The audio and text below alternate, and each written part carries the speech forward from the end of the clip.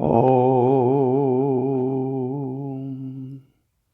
गुरुर्ब्रह्मा गुरुर्विष्णु गुरुर्देवो महेश्वरा गुरु साक्षात् परब्रह्म तस्मै श्री गुरुवे नमः। नित्यं शुद्ध निराभासं निराकारं निरंजनं नित्यबोध चिदानन्दं गुरुर्ब्रह्म नमाम्यहम्। यस्य पाद प्रभाद्यस्ता प्रपंचो भाति भासुरा तमहं सद्गुरु वन्दे पूर्णानंद चिदात्मकम्। नारायणी नमस्कृता नरं चैव नरोत्तमा देवी सरस्वती व्यासं ततो जयमुदीरयेत्। ओम भगवत स्वरूप सदगुरुदेव श्री देवेंद्र विज्ञानी जी महाराज के चरण कमलों में प्रणाम करते हुए इस परंपरा के सभी साधकों की आध्यात्मिक उन्नति की प्रार्थना श्री चरणों में करते हुए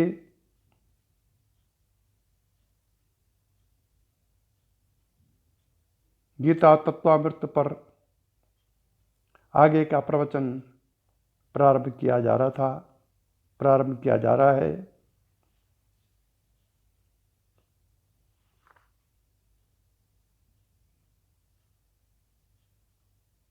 जो कि पूर्व प्रसंग के अनुसार शरीर के अंदर जो चेतना है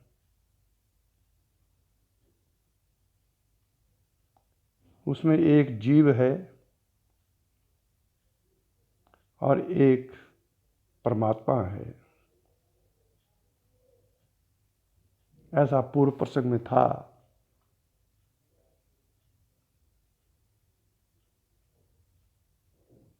वह जीव चेतना को धारण किए हुए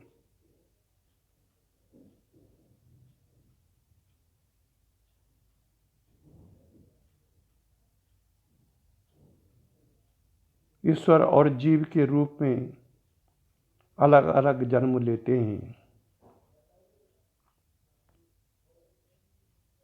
जिनको कि उपनिषदों में दो सुंदर पक्षी की उपमा से वर्णन किया गया है। उसमें एक पक्षी जीव है और दूसरा पक्षी ईश्वर है। जब वो जीव पक्षी ईश्वर की महिमा को देखता है तो वो जीव भी ईश्वरी हो जाता है, ऐसा पूर्व प्रसंग का वर्णन था। अब अथर्ववेद के कांड 10 में कहते हैं कि जो इस शरीर को ब्रह्म की पूरी जानकर,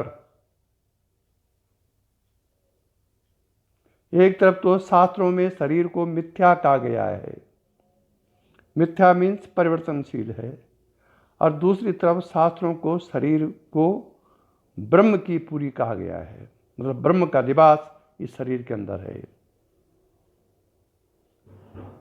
और इसी प्रकरण में अथर्ववेद के कांड 10 में कहते हैं कि इस शरीर को ब्रह्म की पूरी जानकर इसमें ब्रह्म का साक्षात्कारता है।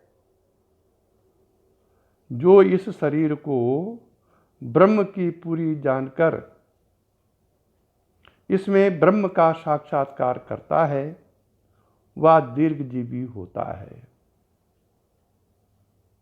दीर्घजीवन है उसका लंबा जीवन होता है।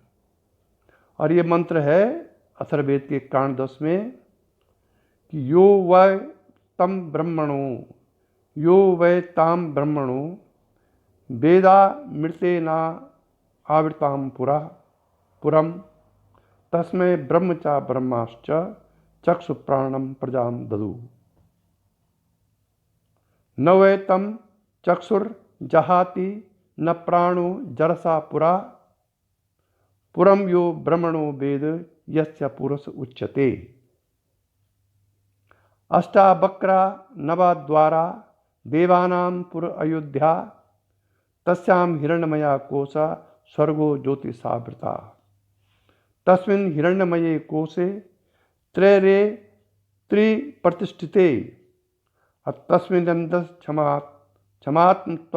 क्षमात्मवत् तद्वै ब्रह्म विदो विदु।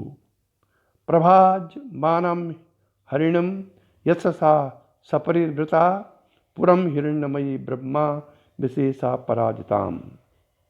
ये अथर्ववेद के कांड 10 में 1, 2, 3, 4, 5 श्लोक हैं। और इसका अर्थ है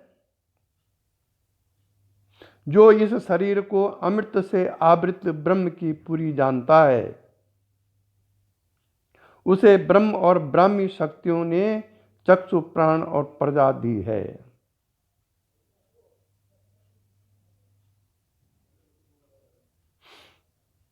निश्चय पूर्वक वृद्धावस्था से पूर्व प्राण उसका त्याग नहीं करते, न चक्षु दृष्टि छोड़ती है। जो इसे ब्रह्म की पूरी जानता है, जिसके कारण पुरुष कहलाता है, इसीलिए इसको पुरुष कहते हैं।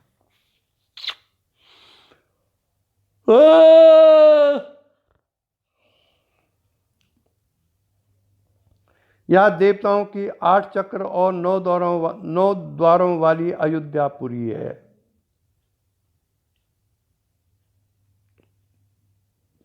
इसमें स्वर्गतुल्य ज्योति से आवृत स्वर्णमय कोश हैं। उस स्वर्णमय कोश में जो 3 आरों युक्त त्रिधा प्रतिष्ठित है, जो आत्मस्वरूप यक्ष रहता है, उसे ब्रह्मवेता जानते हैं।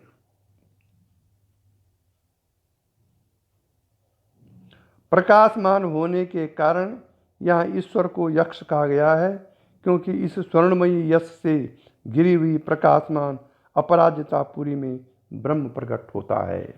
ये अथर्ववेद में वर्णन है।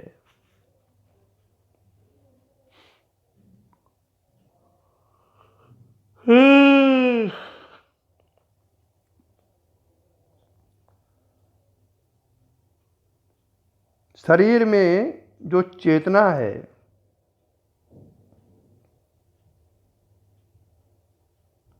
उसी के विशेषण कहे गए हैं कि वह अमर है। स्वर्ण सदृश ज्योतिर्मय है वो चेतना, जिसका यश तीनों लोकों में फैला है। यह चेतना ब्रह्म का ही तेज है। योगी जन इसको अंतरकोश में देखते हैं।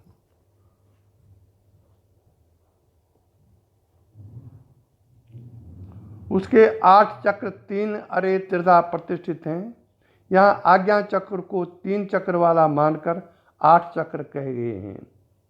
ईड़ा, पिंगला और सुषुम्ना 3 अरे हैं, जिनको अग्निमंडल, सूर्यमंडल और चंद्रमंडल में त्रिधा प्रतिष्ठित कहा गया है।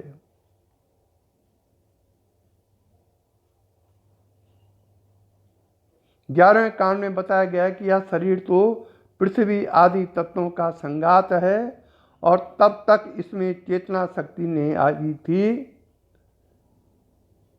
जब तक इसमें चेतना शक्ति नहीं आई थी, तब तक इंद्रिय रूपी देवताओं के इसमें प्रवेश करने पर भी यह पड़ा था।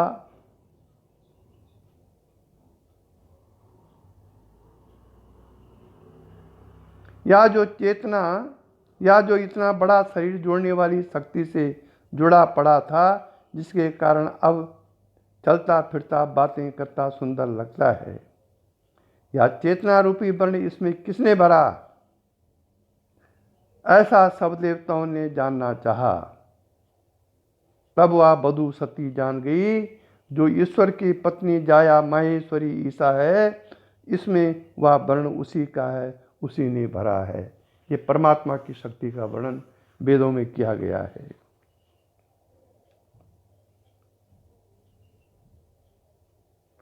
पति भार्या संप्रविश्या गर्भो भूतेहु जायते अजाया यास्त द्विजायत्वम यथासाम जायते पुनः।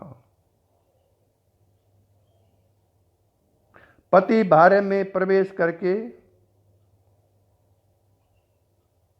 पति भार्य में प्रवेश करके गर्भ का रूप धारण करके यहाँ जन्म लेता है।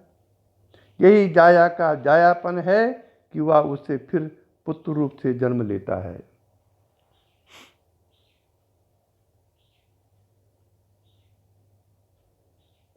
ऐतरेयोपनिषद के दूसरे अध्याय अर्थात चतुर्थ खंड में पुरुष के 3 जन्म कहे हैं। एक ही बार एक व्यक्ति के 3 जन्म चलते हैं। पुत्र रूप से उसका दूसरा जन्म कहा गया है।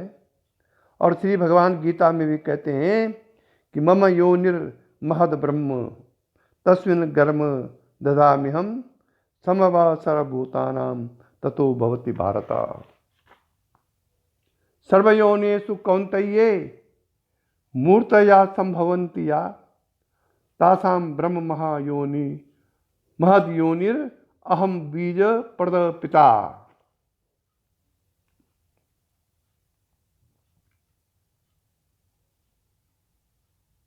गीता में देह को क्षेत्र और जीव को क्षेत्रज्ञ कहा गया है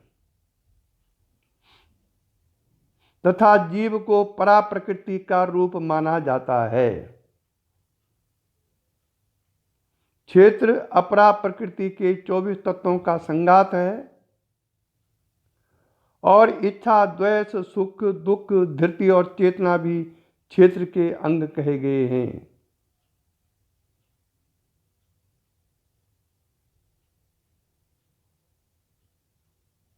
इसलिए उपयुक्त वेद मंत्र में परा प्रकृति को भगवान की मज्जाया पत्नी कहा गया है, जिसमें भगवान गर्भाधान करके स्वयं जीव रूपी पुत्र के रूप में जन्म लेते हैं और इसलिए जीव को भगवान का सनातन अंश कहा गया है।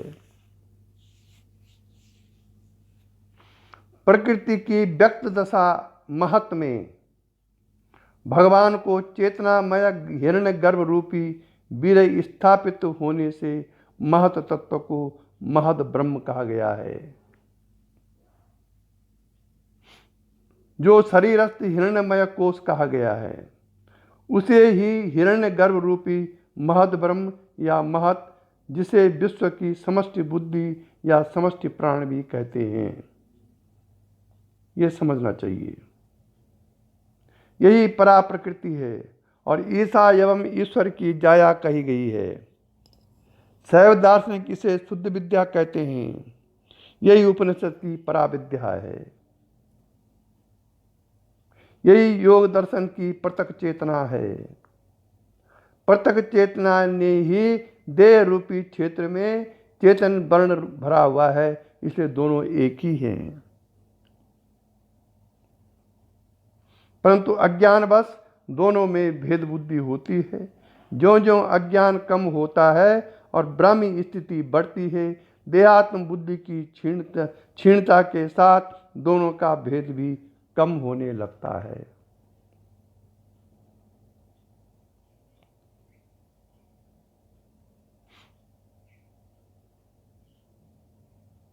अंततो गत्वा देहात्म बुद्धि के साथ देह की चेतना का अन्यत्व भाव ईश्वर की पृथक चेतना के एकत्व में विलीन हो जाएगा, अर्थात ब्रह्म भाव के उदय के साथ भेद बुद्धि नहीं रहेगी।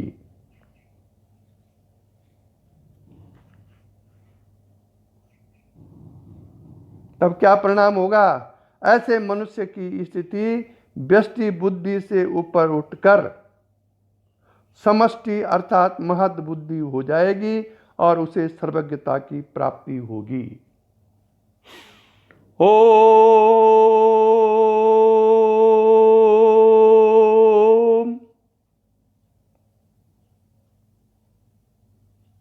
ऐसा व्यक्ति ईश्वर तुल्य ही होता है, परंतु बंद कोटि से इस अवस्था को प्राप्त होने के कारण वह अवतार नहीं कहलाता है।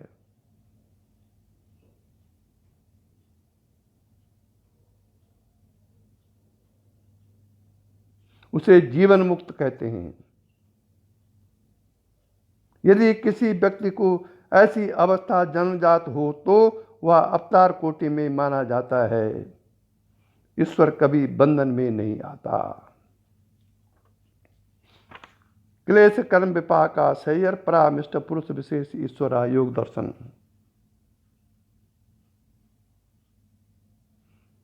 ईश्वर सबके साथ इस देह में रहता है, परंतु जीव के सदृश क्लेश कर्म उनके फल और संस्कारों से अछूता होने के कारण उसे पुरुष विशेष कहा गया है। जीवन मुक्त दशा में जीवत्व का भाव नहीं रहता, वह ईश्वरत्व भाव में विलीन हो जाता है। इसी प्रकार उनकी पृथक चेतना जो क्षेत्र के योग से पृथक जान पड़ती थी, पृथक चेतना से भिन्न कुछ नहीं रहती। यही है योग दर्शन का पृथक चेतना। परंतु अवतार में जीव का भाव नहीं, नित्य ईश्वर भाव रहता है। इसलिए भगवान गीता में कहती हैं कि बहुनी में व्यतीतानि जन्मानि तव अर्जुना तान्य अहम वेद सर्वाणि न त्वं वेद परन्तप।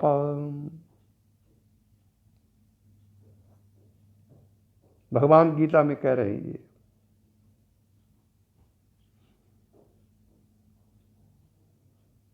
असल में मोक्ष 4 प्रकार की कही जाती है। मोक्ष की 4 अवस्थाएं हैं। पहला है सामीप्य, दूसरा है सारूप्य, तीसरा है सालोक्य और चौथा है सायुज्य। ऊपर कहे हुए जो जीवन मुक्त ब्रह्मलीन होने से पूर्व, ऊपर कहे गए जीवन मुक्त ब्रह्मलीन होने से पूर्व किसी भी श्रेणी के हों, ईश्वर तुल्य सर्वज्ञ सर्वशक्तिमान होने चाहिए। सगुण ब्रह्म ईश्वर जो भी बंधन युक्त जीव कोटि में नहीं आता, सगुण ब्रह्म ईश्वर जो कभी बंधन युक्त जीवन कोटि में नहीं आता, नित्य मुक्त है। यो अस्य अध्यक्ष परमे व्योमन एना विश्वस्य भुवनस्य गोपा। जो इस जगत के अध्यक्ष, सारे भुवन के रक्षक, परम आकाश को और जो पूर्व बंधन से मुक्त होकर सारूप्य सालोक्यता को प्राप्त होते हैं, उनमें इतना भेद रहता है कि वे सृष्टि स्थिति संहार नहीं कर सकते, परंतु अधिकारी पुरुषों के मंडलों में रहते हैं और ईश्वर के तंत्र कार्य करते हैं। ईश्वर जो इस जगत का अध्यक्ष, रक्षक एवं संचालक है, वह स्वयं अथवा अपने अधिकारी पुरुषों द्वारा आवश्यकता अनुसार अवतार लेकर जगत की व्यवस्था क्यों नहीं कर सकता, यह हमारी समझ में नहीं आता। जो सब जीवों के साथ रहकर उपद्रष्टा अनुमंता च भर्ता भोक्ता महेश्वरा हो सकता है।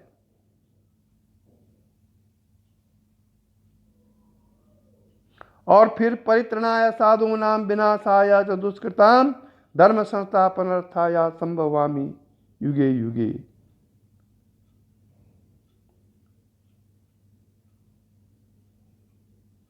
कर सकता है, वह अवतार नहीं ले सकता है।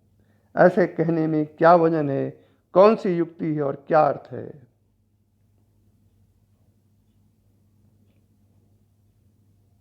जो लोग आध्यात्मिकता से दूर और भगवत भक्ति के मार्ग से अपरिचित हैं, वही अवतारवाद में आस्था न करके भगवान की लीलाओं के आनंद से अपने आप को वंचित रखते हैं।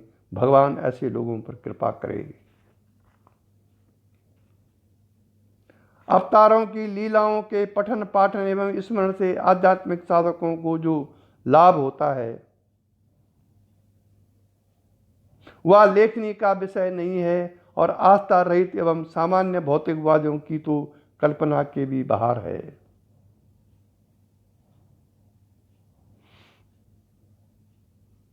राम और कृष्ण अवतारों की गाथाएं अतीत युग की बातें हैं, परंतु रामायण एवं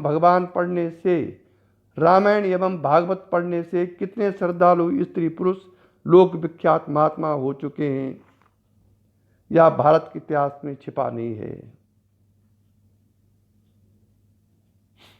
स्वनाम धन्य तुलसीदास, सूरदास, मीराबाई प्रभृति का प्रातः स्मरण और उनके भजन किसको भगवत प्रेम में तल्लीनता प्रदान नहीं करते।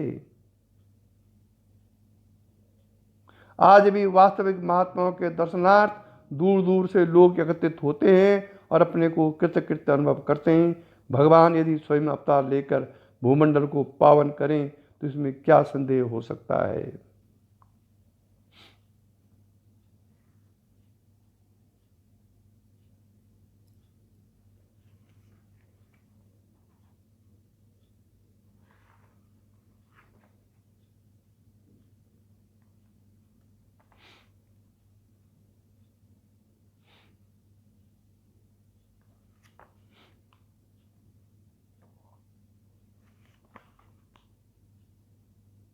प्राय यह कहा जाता है कि राम कृष्ण बुद्ध, जिन्हें सनातन धर्मशास्त्रों में अवतार कहा गया है, अन्य मनुष्यों के सदृश जीव कोटि के थे और उनके महान कार्यों के कारण उन्हें भगवत अवतार कहा जाने लगा। इस कथन में एक हेत्वाभास है। महान कार्यों का कर्ता कोई चेतन तत्व होना चाहिए।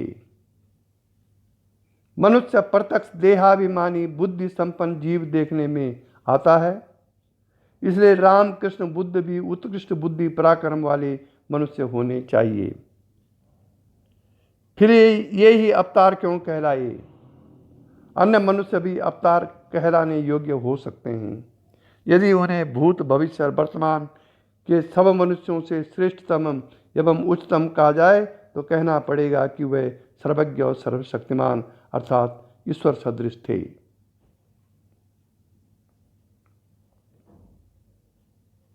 फिर भी यह विचारणीय है कि उनको यह उपाधि किसने दी। उनके किसी समकालीन धर्माचार्य, राजा महाराजा अथवा संस्था ने दी अथवा पश्चात के आने वाले समय में दी गई। यदि उन्हें उनके चरित्र लिखने वाले किसी व्यक्ति विशेष ने उन्हें अवतार कहा तो प्रमाणिक क्यों माना गया?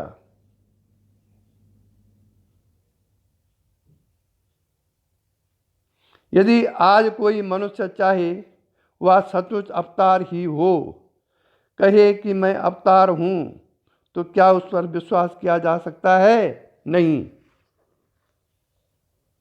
उनके दो चार समकालीन व्यक्तियों को छोड़कर कोई भगवान कृष्ण को अवतार नहीं जानता था। उस समय उनका परम प्रिय सखा मित्र साथ साथ रहने वाला अर्जुन भी उन्हें अवतार रूप में तब जाना जब विश्व रूप के दर्शन दिए भगवान कृष्ण ने और अपने पूर्वकृत मित्रवत व्यवहार पर अनुताप करने लगा। अर्जुन जब विश्व दर्शन किए उन्होंने, व्यास जी, नारद जी जैसे महर्षियों ने उन्हें पहचाना और व्यास जी ने महाभारत में लिखा।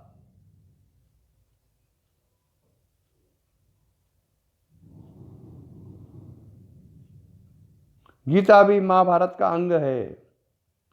श्रीमद् भागवत भी उन्हीं की लिखी है। इनके आधार पर आज सर्वसम्मत माना जाने लगा कि कृष्ण पूर्ण अवतार थे। व्यास जी भी अवतार कहे जाते हैं, यद्यपि वे पूर्ण अवतार नहीं माने जाते, परंतु तो भी उनका कथन प्रमाणिक माना गया। उन्होंने यह भी लिखा कि भगवान को उस समय अवतार क्यों लेना पड़ा। इस सबसे यही निष्कर्ष निकलता है कि जैसे भगवान ने गीता में कहा है वही सिद्धांत रूप से मानने योग्य है कि सगुण ब्रह्म अवतार लेता है।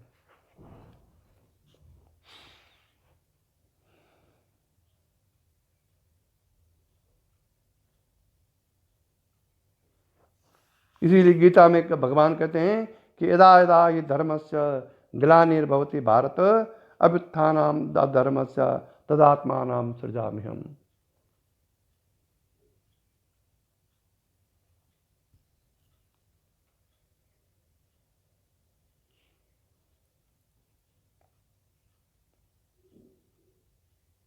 गीता में क्षेत्रज्ञ को जीव कहा जाए या ईश्वर अथवा दोनों का संधि स्थान। क्षेत्र क्षेत्र क्षेत्र क्षेत्रज्ञयोर ज्ञानम यत्तद ज्ञानम मतम ममा। गीता में जो क्षेत्रज्ञ का वर्णन है उसको जीव कहा जाए या ईश्वर अथवा दोनों का संधि स्थान। क्षेत्रज्ञ सब क्षेत्रों में एक है या अनेक, प्रत्येक क्षेत्र का पृथक पृथक है। यदि अनेक है तो उसका क्या रूप क्या है?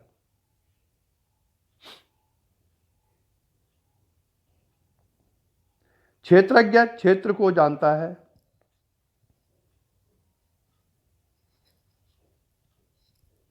इसलिए उसमें व्यक्तित्व है, अर्थात प्रति क्षेत्र का क्षेत्रज्ञ पृथक होना चाहिए। यदि सब क्षेत्रों में का एक ही क्षेत्रज्ञ होता है तो सबको सबका ज्ञान होना चाहिए था। भगवान का कथन है कि क्षेत्रज्ञम चापि माम विद्धि सर्व क्षेत्रेषु भारत। ईश्वर एक है तब क्षेत्रज्ञ अनेक कैसे हो सकते हैं? इसके उत्तर में श्री भगवान ज्ञेय तत्व का स्वरूप बताते हैं कि अविभक्तम च भूतेषु और विभक्तम इव च स्थितम। अविभक्त की विभक्त इव प्रतीति अनेक क्षेत्रज्ञों के कारण होनी चाहिए। इसका अर्थ यह होता है कि क्षेत्रज्ञ का रूप भी विभु ईश्वर से अभिन्न अणुरूप है और ईश्वर उसमें स्थित है। ईश्वर के विभाग हो नहीं सकते, मात्र दिखते हैं परंतु जीव के रूप में नहीं। क्या है? ईश्वर सर्वभूतानां हृदयेषु अर्जुन तिष्ठति।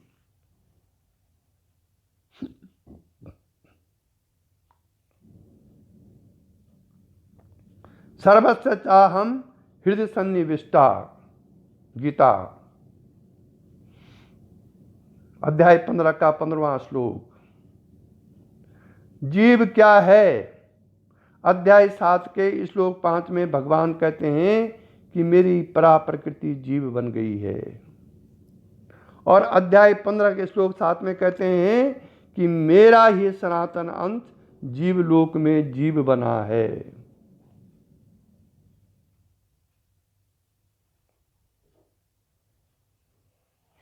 दोनों कथनों के योग से जीव का जीवत्व परा प्रकृति पर ईश्वर की विभक्त इव स्थिति है। परा प्रकृति पृथ्वी, जल, अग्नि, वायु, आकाश, मन, बुद्धि और अहंकार से ऊपर का तत्व होना चाहिए, और वह महातत्व है जिसमें ये सब उत्पन्न होते हैं, और वह महातत्व है जिससे ये सब उत्पन्न होते हैं। पृथ्वी आदि पांचों से स्थूल शरीर और मन, बुद्धि, अहंकार से अंतःकरण बनता है। जागृत अवस्था में स्थूल शरीर सहित बहिर्जगत का ज्ञान होता है, जिसे बहिष्प्रज्ञ विश्व कहते हैं। स्वप्न में स्थूल शरीर और जगत का काल्पनिक सूक्ष्म ज्ञान होता है, उसे तेजस अंतःप्रज्ञ कहते हैं। परंतु सुषुप्ति में मन, बुद्धि, अहंकार तीनों का अपने कारण में विलय हो जाता है, उसे प्राज्ञ या कारण शरीर कहा जाता है।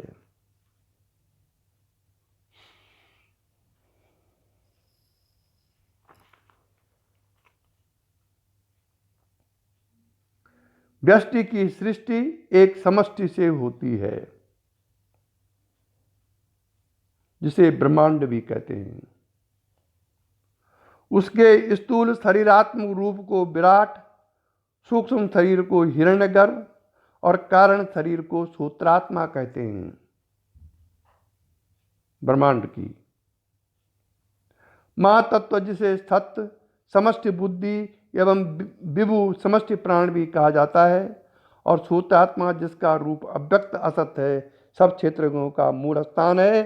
सत्य और असत अर्थात हिरण्यगर्भ और सूत्रात्मा को परा प्रकृति और विराट को अपरा प्रकृति जाना चाहिए। विराट एवं हिरण्यगर्भ बनते और लीन होते रहते हैं, इसलिए क्षर हैं। सूत्रात्मा अक्षर है, इसे ही 15वें अध्याय में कूटस्थ कहा गया है।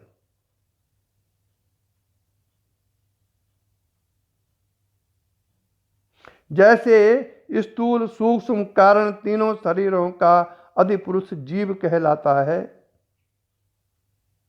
इसी तरह विराट हिरण्यगर्भ और सूत्रात्मा का अधिपुरुष पुरुषोत्तम है।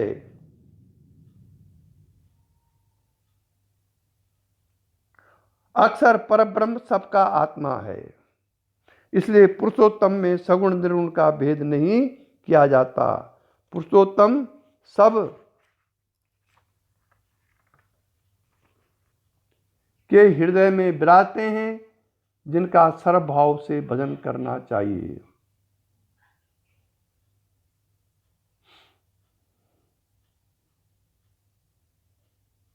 अब समष्टि से व्यष्टि का संबंध समझना चाहिए। चंद्रमा मनसो जातः कर्मकांड में लिखा हुआ है। समष्टि मन से चंद्रमा की और चंद्रमा से व्यष्टि मन की उत्पत्ति कही जाती है।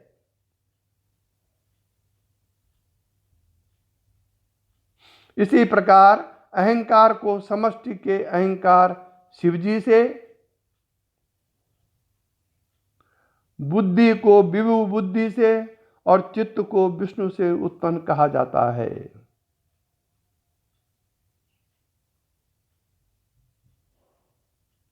अहंकार को समष्टि के अहंकार शिवजी से,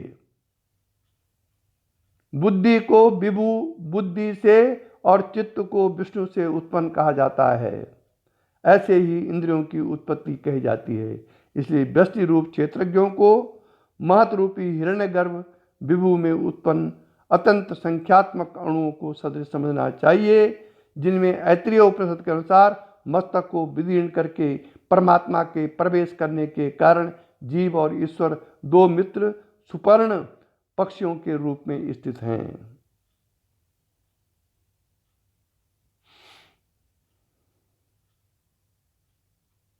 वह प्रवेश करने वाला सर्वथा पाणिपादम सर्वेन्द्रिय गुणाभासम सर्वेन्द्रिय विवर्जितम विभक्तम एवं स्थितम है और सत्य असत से परे भी है। वही ज्ञेय है, यही क्षेत्रज्ञ है।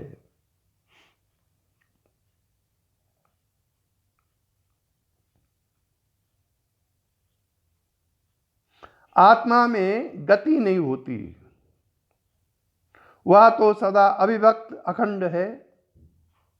गति तो शक्ति में होती है। शक्ति प्राण रूपा है और सारा दृश्यमान जगत उसकी परिणति है। कठोपनिषद बल्ली 6 का 2।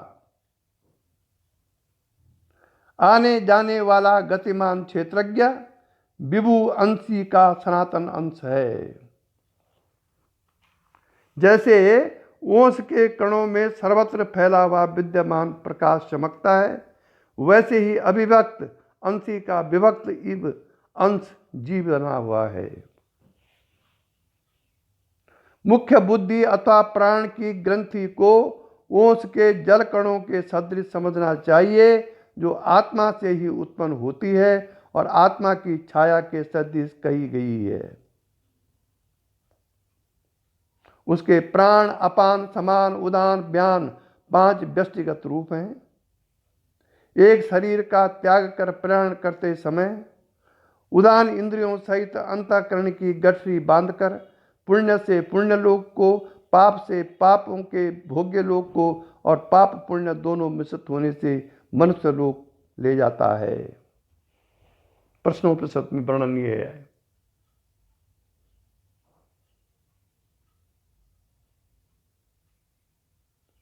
सारांश यह है कि क्षेत्र अपरा प्रकृति का निर्मित है और चेतना सहित मन इंद्रियों और शरीर के धर्म इच्छा द्वेष सुख दुख इत्यादि एवं बुद्धि के धर्म वृत्ति क्षेत्र के अंग कहे गए हैं। क्षेत्रज्ञ जो इनका ज्ञान और इनमें राग द्वेष रखता है क्षेत्र से भिन्न होना चाहिए, क्योंकि ज्ञाता सदा ज्ञेय से भिन्न होता है।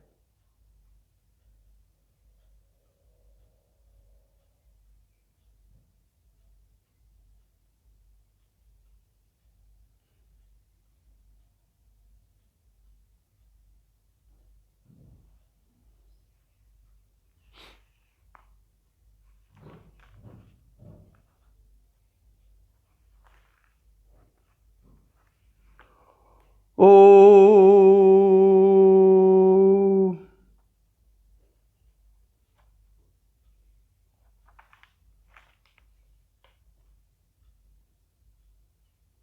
इसलिए जीवन में हीनता के भावों को नष्ट करने के लिए यह आवश्यक है कि व्यक्ति को उसके पौरुष कर्तव्य आदि का स्मरण दिलाकर धैर्यपूर्वक कार्य करने का संकेत दिया जाए। भगवान श्री कृष्ण ने अर्जुन के साथ यही किया। उन्होंने कहा, अर्जुन तुम तो हमेशा शत्रुओं को ताप देने वाले हो। शत्रु तुम्हारे भय से कांप रहे हैं, वह तुम्हारी वीरता से हतोत्साह हो गए हैं, वह मरे हुए से ही हैं। तुम तो केवल निमित्त मात्रम भव सभ्य साचिन, निमित्त मात्र हो। इसके पश्चात भगवान श्री कृष्ण ने आत्मा का स्वरूप समझाकर उसे नित्य सदा एक सी बताकर कहा कि न जायते म्रियते वा कदाचिन नायम भूता भविता वा न भूया अजो नित्य शाश्वतो यम पुराणो न हन्यते हन्यमाने शरीरे। तू कभी नहीं मरेगा, न कभी मरता है और न कभी मरेगा। ये शरीर मरता है और ये शरीर पैदा होता है। तुझे इनको मानने में कोई पाप नहीं लगेगा, किंतु यदि तू स्वधर्म त्याग कर युद्ध नहीं करेगा तो अवश्य पाप का भागी होगा, क्योंकि स्वधर्मे निधनम श्रेय। आतताइयों को युद्ध में मारना, उन्हें नष्ट करने के लिए युद्ध करना पाप नहीं है। ये भगवान श्री कृष्ण ने अर्जुन से कहा। इस प्रकार से जो अर्जुन अपने बंधु बांधवों को आगे देख करके कायर हो गया था, भगवान ने उसके मनोबल को बढ़ाने के लिए गीता का उपदेश दिया और तब जाके उसको युद्ध के लिए तैयार किया, क्योंकि उन्होंने धर्म पर विजय प्राप्त करनी थी।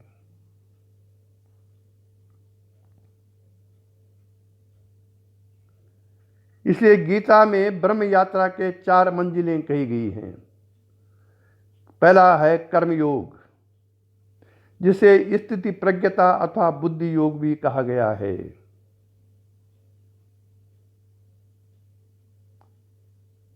दूसरा है ध्यान योग, तीसरा है भक्ति योग और चौथा है ज्ञान योग। भक्ति के 2 रूप जानने चाहिए, अपरा और परा। अहंकार काम क्रोध आदि के क्षीण होने से पूर्व अपरा भक्ति समझनी चाहिए और ध्यान योग के द्वारा इनके क्षीण होने पर जब ब्रह्म भाव का उदय हो जाता है तब भक्ति का रूप परा कहा गया है।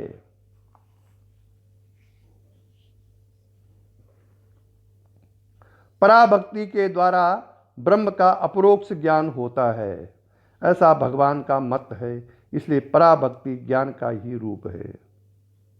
भक्ति को ध्यान का पूर्व रूप कहा जाता है या भक्ति अपरा है, क्योंकि काम क्रोध आदि द्वेष ध्यानाभ्यास द्वारा ही क्षीण होते हैं।